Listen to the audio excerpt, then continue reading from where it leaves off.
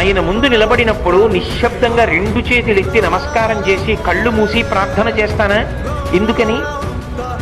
నాకొక విశ్వాసం. ఏమిటా విశ్వాసం? నా ఊపిరి ఆయన వలన నేను నడుస్తోంది.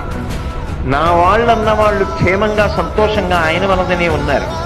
నేను చెయ్యి చాపకుండా అన్నం ఆయన వలనే తింటున్నాను. నా సుఖ సంతోషాలన్నీ ఆయన మీదే ఆధారపడి ఉన్నాయి.